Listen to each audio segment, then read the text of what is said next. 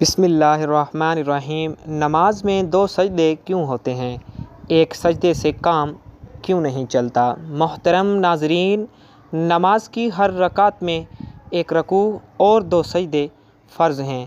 اصل بات تو یہ ہے کہ اللہ جل شانہ نے رسول اللہ صلی اللہ علیہ وآلہ وسلم کو اسی طریقے کے مطابق نماز کا حکم دیا، اور رسول اللہ صلی اللہ علیہ وآلہ وسلم نے امت کو اسی کے مطابق نماز سکھا کر فرما دیا کہ اس طرح نماز ادا کرو جیسے مجھے نماز ادا کرتے دیکھا ہے۔ اگر رسول اللہ صلی اللہ علیہ وآلہ وسلم ہمیں ایک رکعت میں ایک سے زیادہ رکوع تلقین فرماتے تو ایک سے زیادہ رکوع فرض ٹھہرتے، ایک رکعت میں ایک سجدہ طے فرماتے تو ایک ہی سجدہ فرض ٹھہرتا۔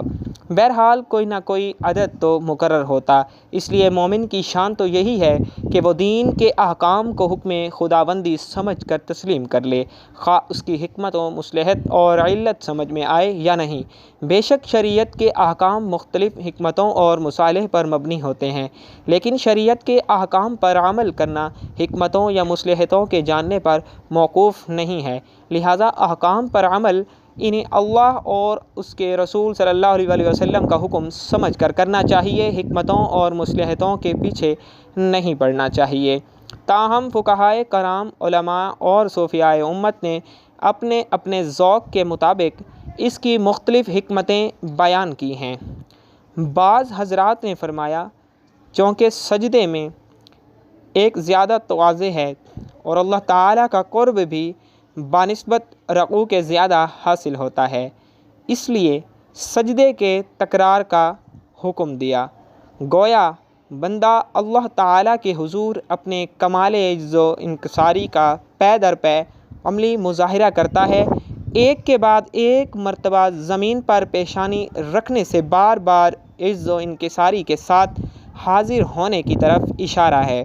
نمبر 2، بعض نے اس کی وجہ یہ لکھی ہے کہ اللہ تعالیٰ نے جب ملائکہ کو سجدے کا حکم دیا اور ابلیس نے اس حکم سے اعراض کیا، ملائکہ نے ایک سجدے کے بعد جب دیکھا کہ ابلیس نافرمانی اور شقاوت کی وجہ سے سجدہ کرنے سے کتراتا رہا، لہٰذا ملائکہ نے توفیق خداوندی پر دوبارہ سجدہ شکر ادا کیا۔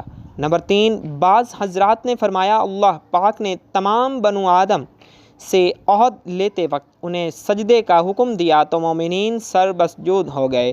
جب انہوں نے سجدے سے اٹھ کر دیکھا کہ کفار نے سجدہ نہیں کیا تو انہوں نے توفیق خداوندی اور اللہ تعالیٰ کا حکم بجا لانے کی نعمت کے شکرانے کے طور پر دوسرا سجدہ بھی کیا۔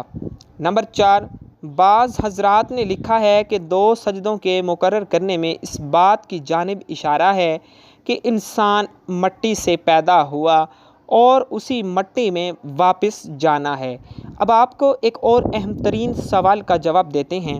اکثر لوگ پوچھتے ہیں کہ فلسفہ نماز یا ہے، اور وہ لوگ جو دوسرے ممالک میں جا کر تعلیم حاصل کرتے ہیں یا پھر روزگار کے حصول کے لیے کسی دوسرے ملک کا رخ کرتے ہیں اور یورپی ممالک میں اپنی زندگی گزارتے ہیں، ان سے اکثر غیر مسلم ہی یہ سوال پوچھ لیتے ہیں کہ کیا بڑے مسلمان بنے پھرتے ہیں اور آپ ہمیں یہ دعوت دیتے ہیں کہ ہم بھی دین اسلام میں آ جائیں۔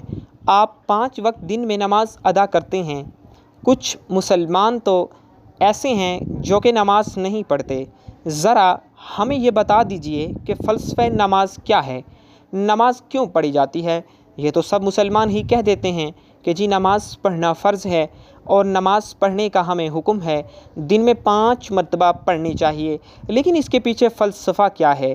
نماز ہمارے جسم میں، ہماری طبیعت میں اور ہماری روح میں کیا کیا تبدیلیاں لاتی ہے؟ تو آپ کو فلسفہ نماز کے بارے میں بھی بتا دیتے ہیں۔ ناظرین، سب سے پہلے تو یہ جان لیجئے کہ صلاۃ یعنی کہ نماز کے لغوی معنی دعا کے ہیں، اور قرآن پاک میں اللہ تعالیٰ کا فرمان ہے، اے پیغمبر ان لوگوں کے اموال میں سے صدقہ وصول کر لو جس کے ذریعے تم انہیں پاک کر دو گے اور ان کے لیے باعث برکت بنو گے، اور ان کے لیے دعا کرو، یقیناً تمہاری دعا ان کے لیے سراپے تسکین ہے، اور اللہ تعالیٰ ہر بات سنتا اور سب کچھ جانتا ہے۔ اللہ تعالیٰ ہمارے دلوں کی جو کیفیات ہیں، ہمارے دلوں میں جو باتیں ہیں، ہمارے ذہن میں جو خیالات ہیں اور ہمارے ذہن میں جو سوالات ہیں اور جو ہماری نیتیں ہیں، اچھی نیت ہے، بری نیت ہے، اللہ تعالیٰ ہر چیز سے واقف ہے۔ رہی بات فلسفہ نماز کی، تو اسلامی قوانین اور دستور کے مختلف اور متعدد فلسفے اور اسباب ہیں جن کی وجہ سے انہیں وضع کیا گیا ہے۔ ان فلسفوں اور اسباب تک رسائی صرف وحی اور معدنی وحی کے ذریعے ہی ممکن ہے۔ قرآن مجید اور معصومین کی احادیث میں بعض قوانین اسلامی کے بعض فلسفے اور اسباب کی طرف اشارہ کیا گیا ہے۔ انہی دستورات میں سے ایک نماز ہے۔ دوستو، نماز بھی انہی کا حصہ ہے اور انہی دستورات میں شامل ہے اور انتہائی اہمیت کی حامل ہے، اور یہ ساری عبادتوں کا مرکز ہے۔ مشکلات اور سختیوں میں انسان کی تہ دل اور توازن کی محافظ ہے۔ مومن کی معراج ہے، انسان کو برائیوں اور منکرات سے روکنے والی اور دوسرے اعمال کی قبولیت کی ضامن ہے۔ اللہ تعالیٰ اس سلسلے میں ارشاد فرماتے ہیں، میری یاد کے لیے تم نماز قائم کرو۔ اللہ تعالیٰ کا ارشاد ہے، اور اس آیت کی روشنی میں نماز کا سب سے اہم فلسفہ یاد خدا ہے، اور یاد خدا ہی ہے جو مشکلات اور سخت حالات میں انسان کے دل کو آرام اور اطمینان عطا کرتی ہے۔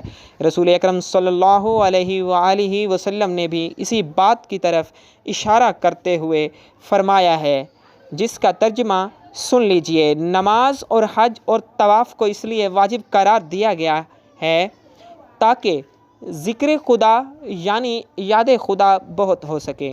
ہم مسلمان ہیں اور ہمیں یہ چاہیے کہ 5 وقت نماز قائم کریں، اور اس کے علاوہ بھی جب ہم سفر میں ہوں، کہیں پر بھی بیٹھے ہوں، کسی کا انتظار بھی کر رہے ہوں یا کسی کے پاس گئے بھی ہوں، تو ہم اپنے دل میں ذکر اور اذکار جاری ضرور رکھیں۔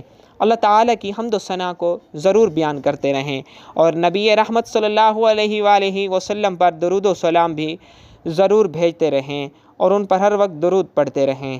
محترم ناظرین، نماز کا سب سے اہم فلسفہ یاد خدا ہے، اور یاد خدا ہی ہے جو مشکلات اور سخت حالات میں انسان کے دل کو آرام اور اطمینان عطا کرتی ہے۔